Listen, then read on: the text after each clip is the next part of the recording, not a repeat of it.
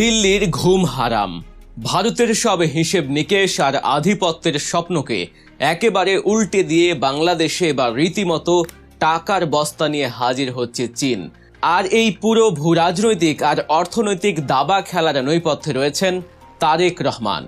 এক যুগেরও বেশি সময় ধরে ভারতকে ট্রানজিট আর করিডর দেয়ার যে খেলা চলছিল তাতে রাতারাতি এক বালতি জল ঢেলে দিয়েছে বেজিং এবং তারেক প্রশাসনের নতুন এই মাস্টার প্ল্যান। 20টি বিশাল মেগা প্রজেক্টের মাধ্যমে বাংলাদেশের চেহারা বদলে দেওয়ার যে গেম প্ল্যান তৈরি হয়েছে তা দেখে ভারতের সাউথ ব্লকের কর্তাবাবুদের চোখ রীতিমতো ছানা বড়া। পাকিস্তানের ঘনিষ্ঠ বন্ধু বলে পরিচিত চীনের প্রেসিডেন্ট শি জিনপিং এর সঙ্গে মুখোমুখি বৈঠক করলেন বাংলাদেশের প্রধানমন্ত্রী তারেক রহমান। আর সেই বৈঠক ঘিরেই নতুন করে শুরু হয়েছে কূটনৈতিক আলোচনা। তাহলে কি দক্ষিণ এশিয়ার ভূ রাজনীতিতে নতুন সমীকরণ তৈরি হচ্ছে? বাংলাদেশ চীন সম্পর্কের এই নতুন অধ্যায় কি ভারতের কৌশলগত হিসাব নিকাশে চাপ বাড়াবে, নাকি এটি শুধুই ঢাকার অর্থনৈতিক এবং উন্নয়ন সহযোগিতা আরও শক্তিশালী করার একটা প্রচেষ্টা?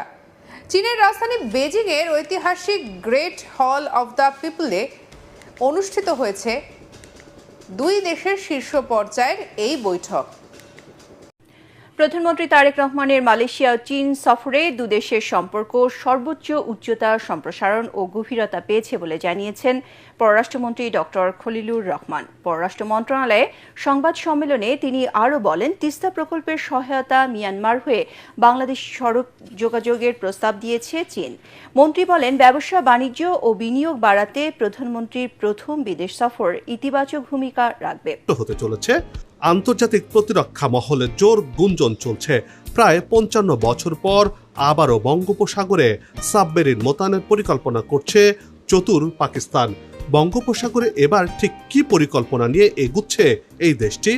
বাংলাদেশের ঝাঁকে ঝাঁকে নামছে চীনের ফাইটার জেট। ফলে এক ভয়ঙ্কর সামরিক ভূমিকম্পে কাঁপছে দক্ষিণ এশিয়া। আকাশে বাতাসে ছড়িয়ে পড়ছে নতুন শক্তির গর্জন। চলছে নানান জটিল হিসেব নিকেশ। বদলে যাচ্ছে পুরনো নিরাপত্তা সমীকরণ। ঢাকার আকাশ আরো ভয়ঙ্কর রূপে সাজতে শুরু করেছে।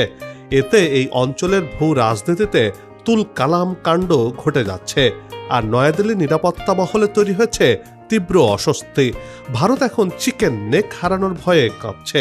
কিন্তু কেন? আর এতে কি সত্যি দক্ষিণ এশিয়ার কৌশলগত চিত্র বদলে যেতে পারে? এসবেরই বিশ্লেষণ করব এবারের পর্বে। এর মাধ্যমে বাংলাদেশের চেহারা বদলে দেওয়ার যে গেম প্ল্যান তৈরি হয়েছে তা দেখে ভারতের সাউথ ব্লকের কর্তাবাবুদের চোখ রীতিমতো ছানা বড়া। কেন হঠাৎ চীনের এত দরদ? কেনই বা বাংলাদেশের পেছনে হাজার হাজার কোটি টাকা ঢালতে মরিয়া শি জিনপিং সরকার? আর এই খবরে ভারতের ভেতরে কেন এত তোলপাড় চলছে? শুরুতেই আসা যাক দেশের যোগাযোগের মানচিত্র বদলে দেওয়ার গল্পে। একদিকে উত্তরে নির্মিত হতে যাচ্ছে দ্বিতীয় যমুনা সেতু, আর অন্যদিকে দক্ষিণে দ্বিতীয় পদ্মা সেতু। বাংলাদেশের এই জোড়া বিশাল প্রজেক্টের কাজ বাগিয়ে নিতে সরাসরি মাঠে নেমেছে বেজিং। মানিকগঞ্জের পাটুরিয়া থেকে রাজবাড়ী দৌলদিয়া রুটে দ্বিতীয় পদ্মা সেতু নির্মাণের চূড়ান্ত ছক কষা হয়ে গেছে। আর এই প্রজেক্ট বাস্তবে রূপ নিলে রাজধানী ঢাকার সাথে দেশের দক্ষিণ পশ্চিম অঞ্চলের যোগাযোগ ব্যবস্থায় এক যুগান্তকারী বিপ্লব ঘটবে। আর ঠিক এই জায়গাতেই কপাল চাপড়াচ্ছে দিল্লি, কারণ এই নতুন রাস্তা চালু হলে মোংলা ও পায়রা বন্দরের নিয়ন্ত্রণ পুরোপুরি চলে আসবে নতুন সরকারের হাতে এবং সেখানে একচেটিয়া আধিপত্য বিস্তার করবে চীনা বাণিজ্য। এর চেয়েও বড় ধাক্কা অপেক্ষা করছে উত্তরের মানচিত্রে। ভারতের বহু আলোচিত চিকেন স্নেক বা শিলিগুড়ি করিডরের ঠিক নিচেই দ্বিতীয় যমুনা সেতুর ফিজিবিলিটি বা প্রাথমিক মাপজোকের কাজ চালাচ্ছেন বেইজিংয়ের চৌকস ইঞ্জিনিয়াররা। বিশাল এই সেতুর জন্য দুটি সম্ভাব্য রুট নিয়ে জোর কদমে কাজ চলছে। একটি হলো জামালপুরের দেওয়ানগঞ্জ থেকে গাইবান্ধার বালাসীঘাট, অন্যটি বগুড়ার সারিয়াকান্দি থেকে জামালপুরের মাদারগঞ্জ রুট। তারেক রহমানের এই মাস্টার মাইন্ড প্রজেক্ট সফল হলে উত্তরবঙ্গের কৃষি পণ্য আর শিল্প কারখানার কাঁচামাল কোনোরকম ভারতীয় ট্রানজিটে তোয়াক্কা না করেই সরাসরি রাজধানী ঢাকায় পৌঁছাবে। এই এক ধাক্কায় শিলিগুড়ি করিডরের কাছে ভারতের যে একচটিয়া প্রভাব রয়েছে তা একেবারেই ধূলিসাৎ হয়ে যাবে। সড়কের চমক তো কেবল শুরু। রেলপথেও ভারতের একচেটিয়া ব্যবসা খতম করতে বিশাল বিনিয়োগের ছাতা মেলে ধরেছে চীন।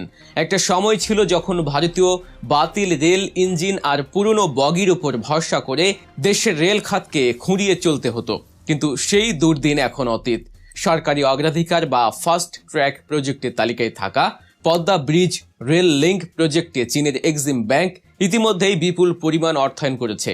ভবিষ্যৎ পরিকল্পনায় Akhaura Sylhet metre gauge rail লাইনকে আধুনিক ডুয়েল গেজে রূপান্তর করার কাজও বেজিংয়ের পকেটে চলে গেছে। এছাড়া জয়দেবপুর ময়মনসিংহ জামালপুর রুটে দ্বিতীয় ডুয়েল গেজ লাইন নির্মাণের কাজও করবে চীনা বড় বড় কোম্পানিগুলো। খেলা এখানেই শেষ নয়। বেজিং থেকে সরাসরি বাংলাদেশে আসছে 20টি সম্পূর্ণ নতুন আধুনিক মিটার গেজ ইঞ্জিন এবং 200টি অত্যাধুনিক বিলাসবহুল মিটার গেজ কোচ। পাশাপাশি রাজবাড়ীতে ট্রেনের বগি ও ইঞ্জিন মেরামতের জন্য একটি আধুনিক রেলওয়ে ওয়ার্কশপ বা বিশাল কারখানা নির্মাণ করা হচ্ছে। এই খবর শুনে মোদী সরকার রীতিমতো মাথায় হাত দিয়েছে, কারণ বাংলাদেশের বিশাল রেলওয়ে মার্কেট থেকে ভারতীয় কোম্পানিগুলোকে একেবারে ঘোল খাইয়ে বের করে দেওয়ার জন্য 8 ঘাট বেঁধেই মাঠে নেমেছে নতুন প্রশাসন। যোগাযোগের পাশাপাশি অর্থনৈতিক দিক থেকেও মোদী প্রশাসনকে কড়া জবাব দিচ্ছে তারেক রহমানের নতুন ভিশন। চট্টগ্রামের আনোয়ারায় Chinese economic and industrial zone বা চীনা শিল্পাঞ্চল গড়ে তোলার মেগা প্রজেক্ট এখন পুরো এশিয়ার আলোচনার কেন্দ্রবিন্দুতে পরিণত হয়েছে। বিশাল এই কর্মযজ্ঞের মোট ব্যয় ধরা হয়েছে 4,189 কোটি টাকা, আর এর মধ্যে চীনা সরকার 2,467 কোটি টাকা সরাসরি ঋণ হিসেবে ঢালছে। প্রজেক্টটি বাস্তবায়িত হলে দেশে প্রায় 1 লাখ মানুষের সরাসরি কর্মসংস্থানের সুযোগ তৈরি হবে। একই সাথে $50 কোটি বেশি বিশাল অঙ্কের বিদেশি বিনিয়োগ আসার জোরালো সম্ভাবনা তৈরি হয়েছে। এই শিল্পাঞ্চলে মূলত টেক্সটাইল, ফার্মাসিউটিক্যালস বা ওষুধ শিল্প বা লাইট ইঞ্জিনিয়ারিং সহ বিভিন্ন ভারী উৎপাদন খাতে চীনা বিনিয়োগকারীরা ঝাঁপিয়ে পড়বে। এতদিন ভারতের বাজার থেকে যে কাঁচামাল চড়া দামে কিনতে হতো তা এখন সরাসরি এই চীনা জোন থেকে বাংলাদেশেই উৎপাদিত হবে। বেজিংয়ের এই বিশাল অঙ্কের বিনিয়োগ দেখে ভারতের ব্যবসায়ী মহল রীতিমতো হিমশিম খাচ্ছে, কারণ বাংলাদেশের উদীয়মান বাজার তাদের হাতছাড়া হয়ে যাচ্ছে। শিল্প খাতের এই বিশাল সাফল্যের রেশ কাটতে না কাটতেই জ্বালানি নিরাপত্তা ও পানি ব্যবস্থাপনার দিকে তাকালে দিল্লির গলার কাঁটা যেন আরও বেশি স্পষ্ট হয়ে ওঠে। SPM ডাবল পাইপলাইন প্রজেক্টের মাধ্যমে দেশের জ্বালানি আমদানি ব্যবস্থাকে জাদুকরী রূপ দেওয়া হয়েছে। এখন গভীর সমুদ্রে থাকা বড় মাদার ভেসেল বা বিশাল জাহাজ থেকে সরাসরি পাইপলাইনের মাধ্যমে অত্যন্ত দ্রুত গতিতে তেল খালাস করা সম্ভব হচ্ছে। এতে বিপুল পরিমাণ অর্থ সময় বাঁচাচ্ছে বাংলাদেশ। তবে সবচেয়ে বড় এবং ভয়ঙ্কর বোমাটি ফাটিয়েছে বর্তমান সরকার দেশের পানি ব্যবস্থাপনায়। যুগের পর যুগ ধরে তিস্তা নদীর ন্যায্য হিস্সা নিয়ে ভারতের টালবাহানা আর ফাঁকা গলাবাজি দেশের সাধারণ মানুষ দেখে এসেছে।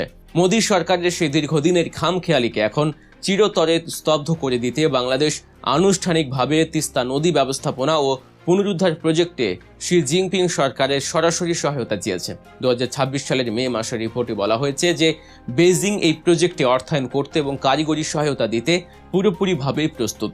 তিস্তার বুকে চীনা ইঞ্জিনিয়ারদের এই অবাধ আনাগোনা ভারতের নিরাপত্তার জন্য এক বিশাল ধাক্কা। সাউথ ব্লক এখন রাগে ক্ষোভে একেবারে লাল হয়ে উঠলেও দিল্লির আর কিছুই করার নেই। এখন অনেকের মনেই প্রশ্ন আসতে পারে, বেজিংয়ের এই কোটি কোটি টাকা কি শুধুই দান, নাকি এর পেছনে রয়েছে গভীর ফাঁদ?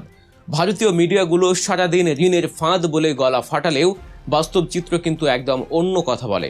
চীনা অর্থায়নে 27টি প্রজেক্টের কথা বলা হলেও 2025 সালের জুন মাস পর্যন্ত হিসেব অনুযায়ী 13টি প্রজেক্টের জন্য চীনের সাথে $8.89 বিলিয়ন বিশাল ঋণ চুক্তি স্বাক্ষরিত হয়েছে। এর মধ্যে ইতিমধ্যেই $5.53 বিলিয়ন অর্থ ছাড় করা হয়েছে। প্রমাণিত হয়েছে বেজিংয়ের টাকায় শুধু মেগা প্রজেক্টের কাজই হয় না, বরং বাংলাদেশ সেই ঋণ সঠিক সময়ে পরিশোধ করতেও সক্ষম।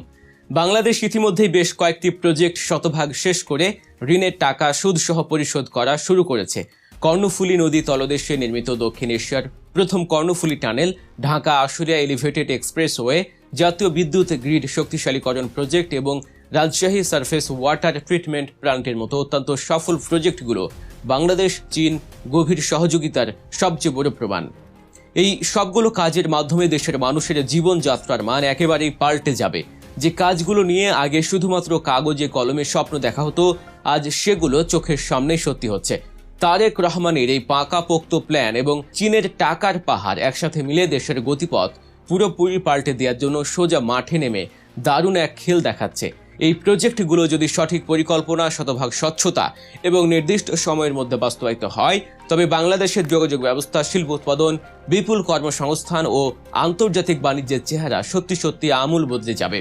দিল্লির দীর্ঘদিনের খবরদারিকে সুকৌশলে পাশ কাটিয়ে বাংলাদেশ যেভাবে বেজিংয়ের সাথে সম্পর্ক মজবুত করছে তা আগামী দিনে দক্ষিণ এশিয়ার রাজনীতিতে এক নতুন ইতিহাস তৈরি করবে। বাংলাদেশের অর্থনীতি, রাজনীতি